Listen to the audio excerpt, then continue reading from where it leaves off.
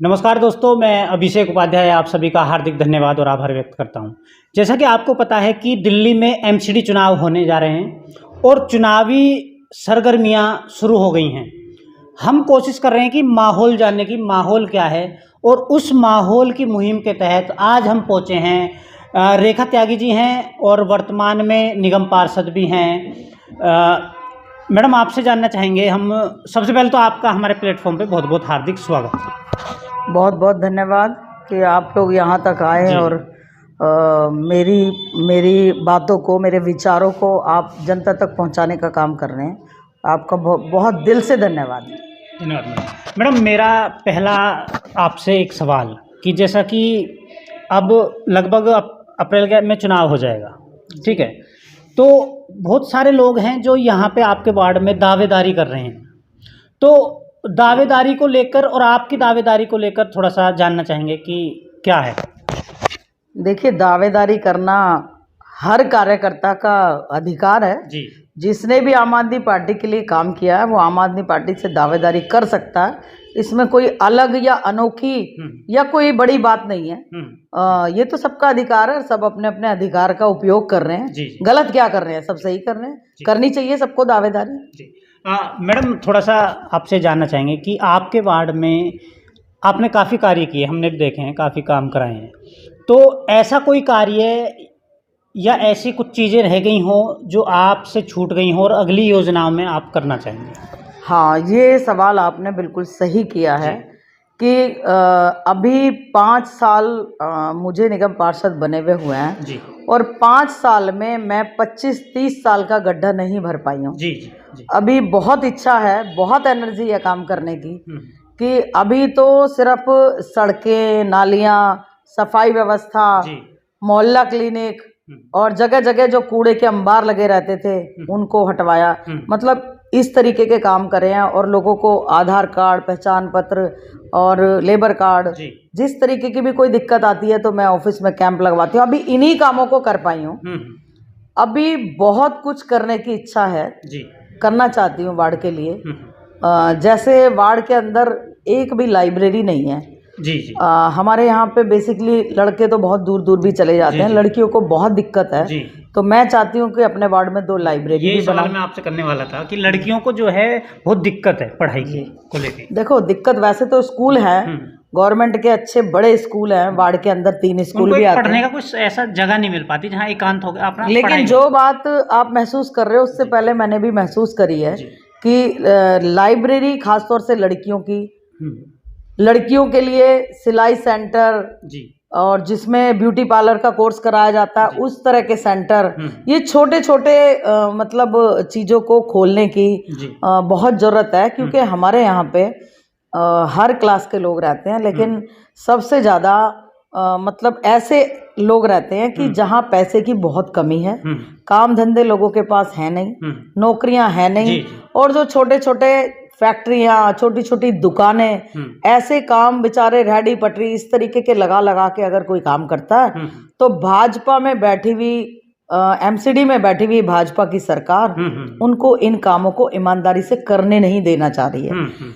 हर जगह पहुंच जाते हैं एमसीडी के लोग, धमक जाते हैं। भाजपा का डंडा तगड़ा है, उनकी जेबें बहुत बड़ी बड़ी हैं, तो वहां पे पहुंच जाते हैं लोग कि आपका चालान कटेगा, आपने ये नहीं दिया, आपने ये नहीं दिया। अरे वो भोले भाले सीधे साधे लोग क्या करें, उन्हें पता ही नहीं। तुम सिस्टम को इतना सिंपल करो कि वो एक किसी भी चीज का लाइसेंस फैक्ट्री चला रहा है तो आप उसको इतना सिंपल करो कि वो जाके आसानी से एक लाइसेंस ले सके और ईमानदारी से काम कर सके। लेकिन हर काम में चोर बाजारी, इंसानों को, जो बेचारे सीधे लोग हैं उनको चोरी करने पे मजबूर कर रहे हैं ये भाजपा शासित एमसीडी। मैडम, जैसा हमने लोगों से बात की तो आपने ये चीज जो आप कह रहे हो कि एक रिश्वतखोरी का माहौल था, ठेली वाले, पटरी वालों को परेशान किया जाता, तो आपने इसमें अच्छा काम किया। लोग बता भी रहे हैं कि अब जो हमारे साथ पहले होता था वो नहीं होता है, तो इसमें आपको कुछ दिक्कतें आई ऐसा करने में? देखिए, दिक्कतें तो जब आप सच्चाई के रास्ते पे चलोगे तो दिक्कतों से भरा पड़ा है सच्चाई का रास्ता। लेकिन बात यह है कि आप उस पर कितने टिके हुए हो और कितनी ताकत के साथ उन चीज़ों का मुकाबला कर रहे हो। तो मैंने अपने वार्ड के अंदर जहां भी रेडी पटरी वालों से घूसखोरी ली जाती थी, एमसीडी के लोग बहुत बुरे हालात पैदा करते थे, तो आप कहीं भी चले जाएं, किसी दुकान पे चले जाएं, किसी रेडी पटरी वाले से पूछ लें, आप कहीं भी जाएंगे आपको अब इस तरीके का माहौल नहीं मिलेगा। क्योंकि मैंने खुद घूम घूम के ना इलाके में, बाजारों में, दुकानदारों के पास, सब जगह घूम घूम के मैंने लोगों को अवेयर किया कि इन लोगों को आप मुंह मत लगाओ, ये अगर डरा धमका के पैसा लेते हैं तो आप सीधा मुझे बताओ। हर रेडी वाले को मैंने अपना नंबर बांटा, तो मैं कामयाब हुई काफी हद तक। मैडम, इसमें जो हमने पाया था, कई जगह हमने देखा, हमने उस पर रोक लगाने की कोशिश की, हमने खुद अपने मन से, इसमें पुलिस महकमा भी उनके साथ शामिल था। देखिए, पुलिस महकमा तो ना तो हमारे अंडर में आ रहा है, ना काउंसलर की इतनी पावर है कि वो पुलिस महकमे पे ज़्यादा दबाव बना सके। पुलिस केंद्र के अंदर आती है तो वहाँ एमसीडी में तो हम काउंसलर हैं, वहाँ हम दबाव भी बना के काम करवाना जानते हैं। लेकिन पुलिस क्योंकि हमारा पार्टी नहीं है, हम उनको कुछ नहीं कह सकते, ना उनके ऊपर हमारा कोई अंकुश है। तो पुलिस वालों का काम तो पुलिस वाले जाने, जनता जाने और केंद्र सरकार जाने, हमारी उन पे कोई लगाम नहीं है। मैडम, कोई ऐसा कार्य जो आपकी नज़र में हो और वो आपने बेस्ट किया हो, कोई ऐसा काम जानना चाहेंगे, और उसमें क्या समस्याएं वो भी जानना चाहेंगे। देखिए, बेस्ट तो मेरे यहाँ पे बहुत सारे काम ऐसे बेस्ट हुए हैं कि ये दिल्ली का सबसे पहला ऐसा वार्ड है कि जब लाइटें लगाने का नंबर आया, यानी कि जब पूरी दिल्ली में लाइटें बदलवाई जानी थी, क्योंकि मेंटेनेंस डिपार्टमेंट काम करना बंद कर दिया था, मेंटेनेंस ने, लाइटें ठीक नहीं हो रही थी, पूरे के पूरे वार्ड अंधेरे में पड़े हुए थे। तो उस टाइम पे दिल्ली में सबसे पहले अपने वार्ड में मैंने लाइटें लगवाई। लगी वो एक कंपनी के थ्रू है, क्योंकि इन्होंने हर कंपनी को ठेका सारे कामों के लिए एमसीडी ने प्राइवेट लोगों को ठेके दे दिए। तो सबसे पहले दिल्ली का ऐसा वार्ड है जिसमें लाइटें लगवाने का काम मैंने किया। और आज मेरे जो बची कुची थी चीज़ें, तो वो हमारे माननीय मंत्री गोपाल राय जी के द्वारा जो मुख्यमंत्री फंड से लाइटें मिली, वो सारे में लाइटें लग गई। तो पहला ऐसा वार्ड है जिसमें इतनी ज़्यादा रोशनी है कि कहीं आपको कोई कोना अंधेरे में मिलेगा नहीं। तो एक काम तो यही सबसे बेहतर किया। दूसरा काम इससे भी बड़ा किया कि हमारे वार्ड में जब मैं निगम पार्षद बनी तो हमारे वार्ड में 3 बहुत बड़े बड़े कूड़े के अंबार लगे हुए थे, कूड़ा घर थे, 3 थे। यमुना विहार के कोने पे था, गोंडा चौक पे था, और इधर नूरेलाही पेट्रोल पंप के पास था। तो बहुत दिक्कतें आई, और नूरेलाही पे तो इतना ज़्यादा था पेट्रोल पंप के सामने कि 3-4 विधानसभाओं का कूड़ा यहीं आता था। और पता नहीं क्या सांठ गांठ करके एक ही इसमें, और जबकि ये इतना रिहायशी इलाका है, इतने रहने वाली आबादी यहाँ पर रहती है, बहुत परेशान थे लोग, मकान बेच बेच के जा रहे थे यहाँ से। लेकिन उस कूड़े घर को माननीय मंत्री जी के आदेशानुसार, उनके सहयोग से इसको मैं यहाँ से हटवा पाई। और सभी कार्यकर्ताओं ने, जो भी आम आदमी पार्टी के लोग हैं, और उन्होंने बहुत सहयोग, दिन रात वहाँ डंडा लेके खड़े रहे मेरे साथ कि अगर कोई यहाँ बदतमीजी करता है या कोई यहाँ इस तरीके से कूड़ा डालता है तो उसको समझाने का काम करते थे। और ताकत का इस्तेमाल करना पड़ता था तो थोड़ा बहुत डराते भी थे। लेकिन वहाँ आज आप देखो कि ऐसी जगह पे जहाँ से बीमारियों का लोगों को, इलाके के लोगों को बीमारी मिलती थी, आज वहाँ इलाज मिल रहा है। वहाँ मोहल्ला क्लिनिक खुलवा दिया मंत्री जी ने, इससे बढ़िया और क्या बात हो सकती है। तो मेरा वार्ड इस वक्त ढलाव घर मुक्त है, यहाँ एक भी ढलाव घर इस वार्ड के अंदर नहीं है। मैडम, जैसे आम आदमी पार्टी कह रही है कि अब की बार एमसीडी में भी आम आदमी पार्टी, एक समस्या है, यदि आप आते हैं एमसीडी में पूरे बल के साथ, तो एक बहुत बड़ी समस्या है दिल्ली की, मैं आपसे भी उसको शेयर करना चाहूँगा। यदि कोई इस बॉर्डर से आता है, गाजीपुर बॉर्डर से, तो वहाँ जनता का स्वागत जो है कूड़े का ढेर करता है। हाँ। अगर उधर से आएगा हरियाणा की तरफ से, तो आपके जो नांगलोई रोड है, इसके ऊपर करनाल वाला जो बाईपास है, वहाँ कूड़े का ढेर जनता का स्वागत करता है। सही बात है। तो आप आते हैं पूरा दिल्ली में, तो क्या रहेगा इन चीज़ों के लिए? देखिए, दिल्ली के अंदर आपने बताया कि चारों तरफ से, जैसे मेरे वार्ड में था, कोई बाहर से कोई भी अगर दूसरे वार्ड से या दूसरी जगह से लोग आते थे तो मेरे वार्ड के अंदर भी कूड़े के ढेर से ही उनका स्वागत होता था।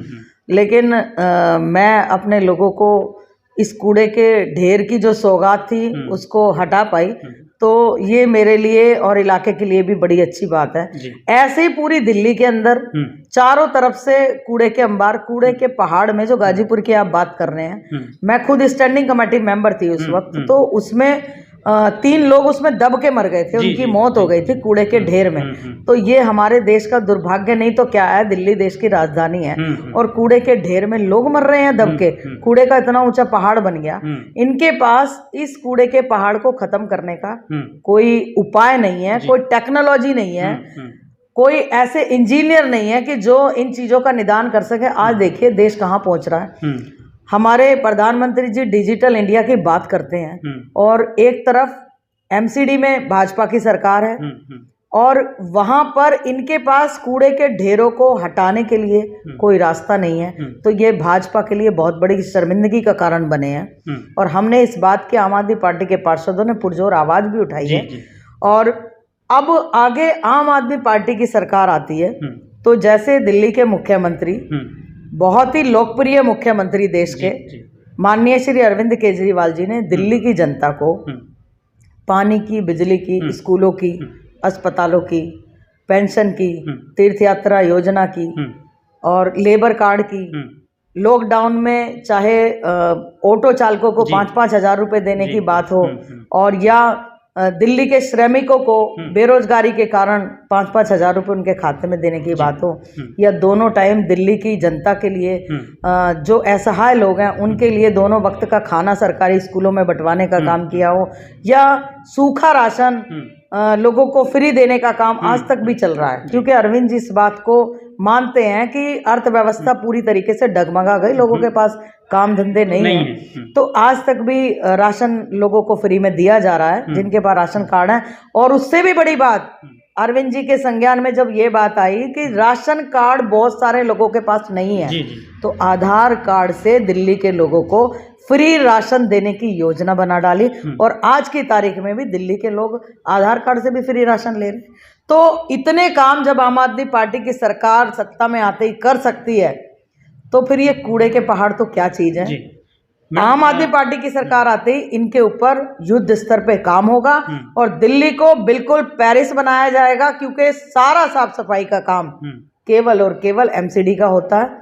तो आम आदमी पार्टी जब सत्ता में आएगी तो बहुत सारे ऐसे काम हैं जिनसे आज दिल्ली की जनता त्रस्त है, उन सब चीजों पे काम होगा। मैडम एक आखिरी सवाल मेरा आपसे, थोड़ा तीखा कड़वा सवाल है जो मैं कड़वा हर किसी से पूछता हूँ। कड़वा झेलने की बहुत आदत है कि दोबारा चुनाव है, नई योजना आएगी, तो दोबारा जनता, गरीब जनता आपको ही अपना प्यार क्यों दे और दोबारा आपको क्यों चुने? देखिए, हाँ, बहुत अच्छा सवाल है। कड़वा नहीं है ये तो, बहुत मीठा सवाल पूछा आपने कड़वा कह के। देखिए, दोबारा जनता मुझे क्यों चुने, उसके पीछे का कारण है कि 5 साल के अंदर लोग तो इलेक्शन के वक्त दूसरी पार्टियों के लोग बाहर निकल के आते हैं, 2 महीने पहले दबा के इलाकों में घूमना शुरू करते हैं, रैली शुरू करते हैं, प्रचार शुरू करते हैं। ईमानदारी की बात यह है, आप मेरे क्षेत्र के किसी भी व्यक्ति से जाके पूछेंगे तो वो आपको ज्यादा बेहतर बता पाएगा। एक दिन भी मैं अपने घर में नहीं बैठी, एक भी छुट्टी मैंने पूरे टाइम में नहीं ली 5 साल के अंदर। मेरा रूटीन 9 बजे घर से निकलने का है और रात को 11 बजे घर में जाने का आज भी है और पहले भी था।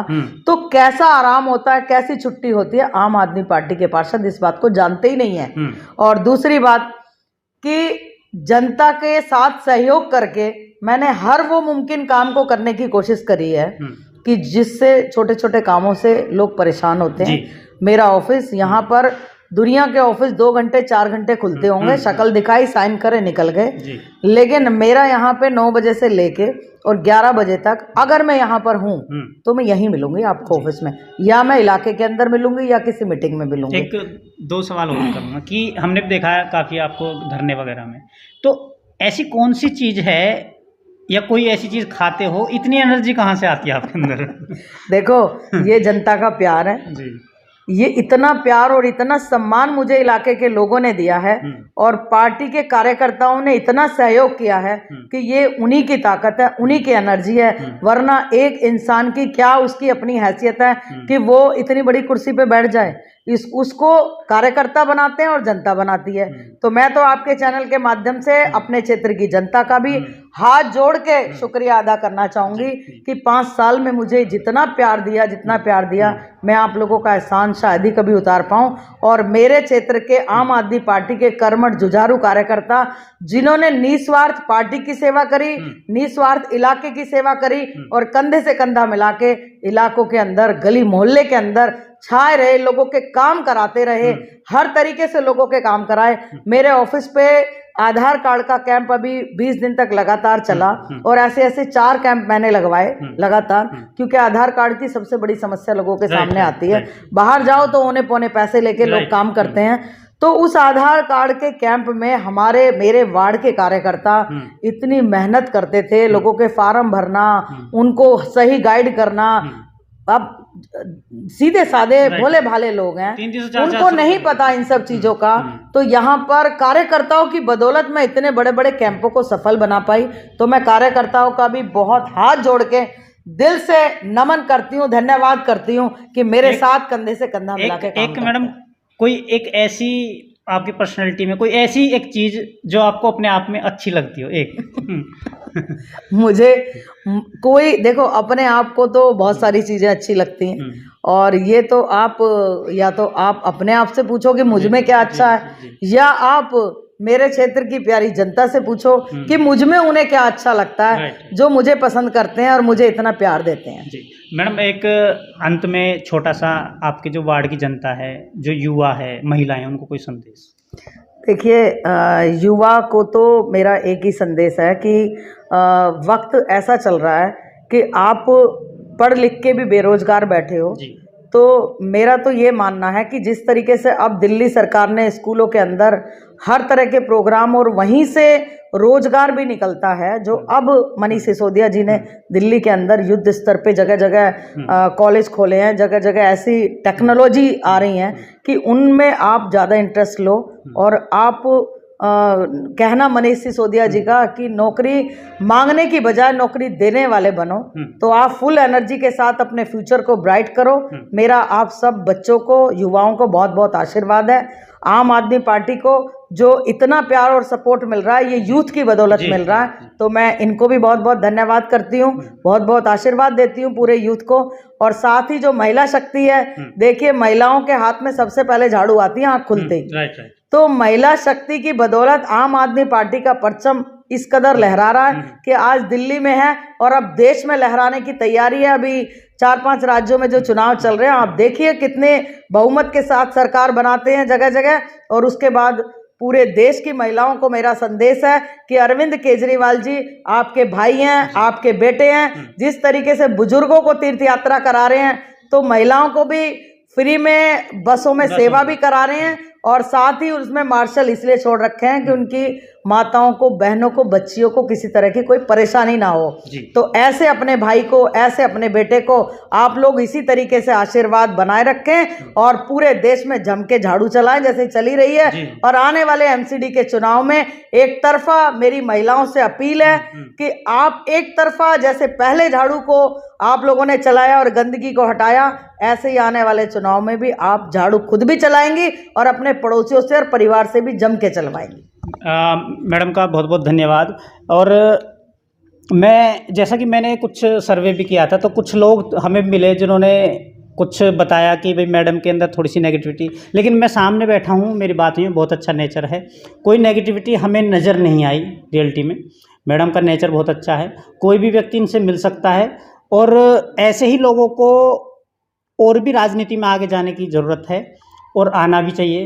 एक चलते चलते आखिरी क्वेश्चन हाँ या ना में लेता हूँ। मैडम, आने वाली विधानसभा में आपकी कोई दावेदारी रहेगी? देखिए, हमारी विधानसभा में अभी तो निगम का चुनाव है, निगम की बात करते हैं। और विधानसभा में तो हमारे माननीय मंत्री गोपाल राय जी हैं और हमारे क्षेत्र का सौभाग्य है कि हमें ऐसा देश का ऐसा लीडर हमें मिला हुआ है कि जिनके सामने हम तो बहुत छोटे से सिपाही हैं, एक कार्यकर्ता है उनके, तो हमारी तो क्या बिसात है कि कहीं नहीं, अगर पार्टी देना चाहेगी आपको जिम्मेदारी तो लेंगे। देखिए पार्टी देना चाहेगी तो लेने को तो कोई मना नहीं कर सकता, लेकिन हमारे क्षेत्र को माननीय मंत्री जी जैसा लीडर मिला हुआ है, तो हमें उसकी जरूरत नहीं है कि मंत्री जी हमारे क्षेत्र के लिए और पूरी दिल्ली के लिए बेहतर काम कर रहे हैं। हम तो चाहते हैं आने वाले समय में भी हमारे वही विधायक रहें, जन्मों जन्मों तक वही रहें, और जनता भी चाहती है यही कि माननीय मंत्री जी गोपाल राय जी यहाँ के विधायक रहें। मैडम धन्यवाद, और